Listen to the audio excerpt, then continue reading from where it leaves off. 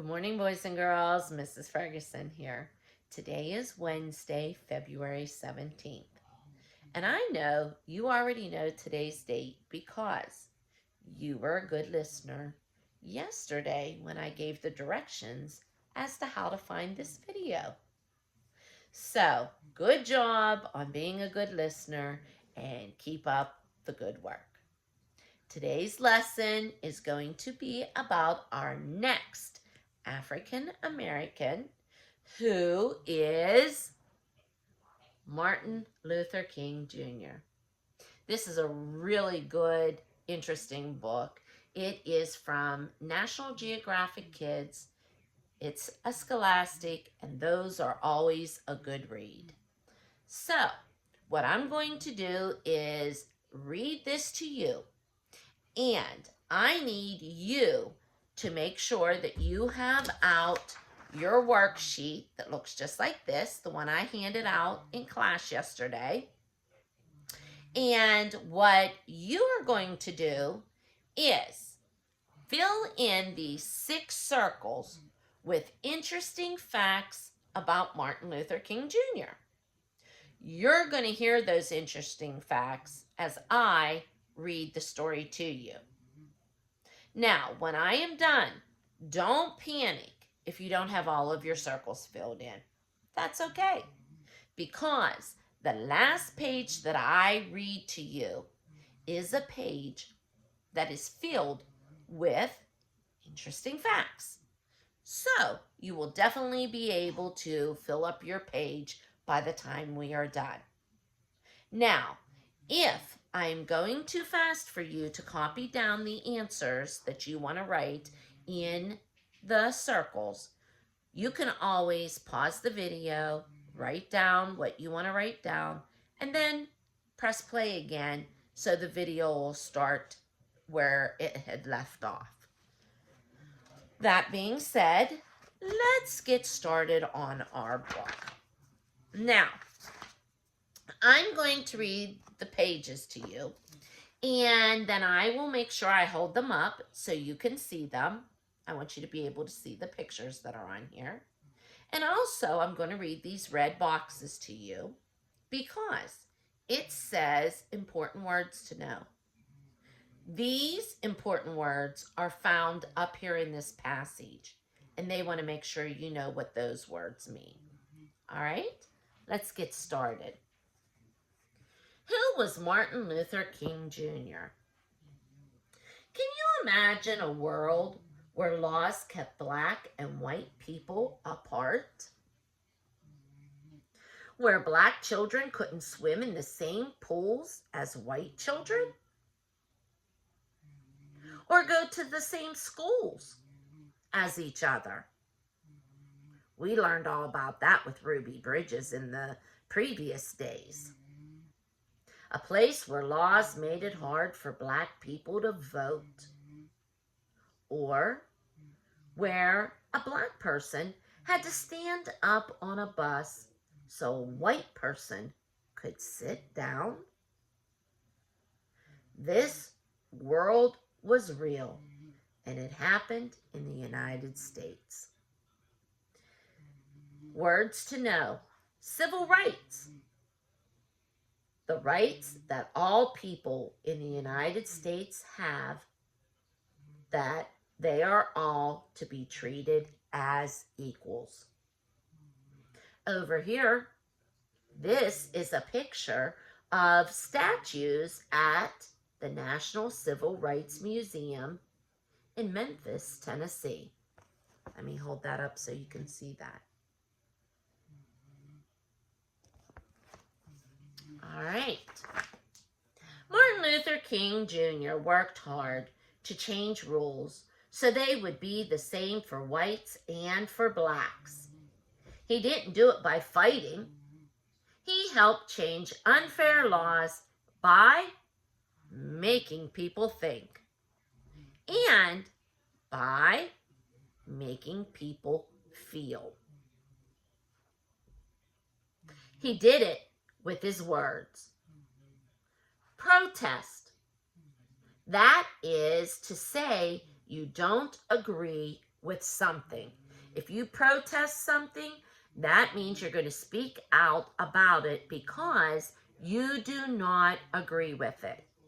You can also do other things besides speak out. You could do something that is called a march. This march is showing Dr. King while he is in a protest. There he is right there. I was trying to make sure I had my finger on his picture. He's right up front on here. It says, people who protest are called protesters. When protesters want unfair things changed, they sometimes march to show others that they do not agree with what is happening.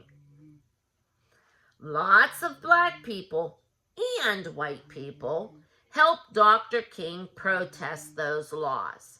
This is just like with Ruby Bridges. Were there a lot that were against them? Yes. Was everyone against them? No. It says, this made many people angry because they didn't want change. But in the end, the protesters won and the rules changed forever. Scoot that up there for you so you can see. All right. Growing up. Dr. King was born in 1929 in Atlanta, Georgia. There's interesting facts for you boys and girls. You always like to write down when they were born and where. He was named after his father. He was called ML. That stands for Martin Luther. Small but strong, ML rode bikes with his brother and sister. Here's the fact. ML's boyhood home on Auburn Avenue in Atlanta is open to the public. That means that they give tours and allow you to go through his home so you could see what it looked like while he was growing up. Just like you boys and girls. Over here it says, ML's father was a minister at the Ebenezer Baptist Church in Atlanta, Georgia. ML's father was the minister of a church. He taught his children to stand up for what is right. He taught them to speak out against what is wrong. He taught them that all people deserve justice, which means that they should be treated fairly. All righty. The next part says, when he was 6, ML's best friend told him he was no longer allowed to play with ML. Why? Because ML was black and his friend was white. Wow, that wasn't nice at all. This sign here says colored, and it says waiting room. That meant people of color skin had to wait in a different area from people with white skin. Remember that word that we learned with Ruby Bridges? If they aren't together, they are separate, which takes us to the next word right here, segregation. Segregation, it's telling us segregation laws were meant to keep black people and white people apart. They kept kids apart, and ML felt bad about this. Why wasn't he good enough to play with his friend? And then down here, segregation, it says keeping someone or something apart from others. We're familiar with that because of what all we learned with Ruby Bridges and the segregation of the schools. This one here says colored entrance. And then if you read this down here, it says, this movie theater had a separate rear entrance for the blacks. Now, do you think that's fair to make people of color go to the back part of the theater and go in a totally different entrance than the white people? They were able to go in the front door. What difference does it make what door you go in? Everybody should go in the same door. We talked about all those examples. All right, this over here talks about ML's mother. She told him that he was just as good as anybody else. And she told him that the world was wrong. He wiped his tears. Then ML promised that one day he would change the world.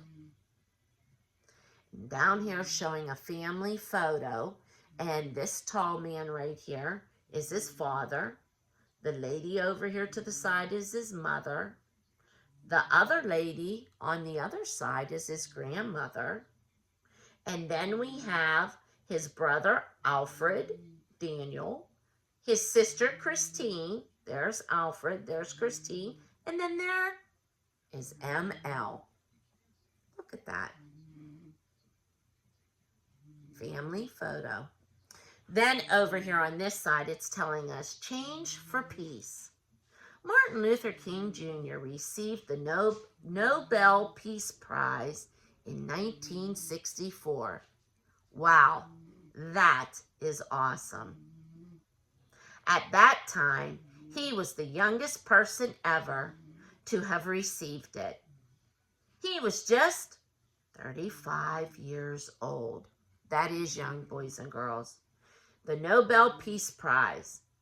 That's an important award given for outstanding work towards peace. And that's what Martin Luther King Jr. was all about. He wanted peace.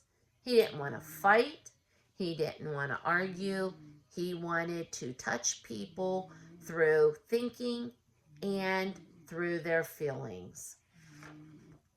This is a picture of the Nobel Peace Prize medal right here. It says on these pages right here, it's showing how different things looked as he was growing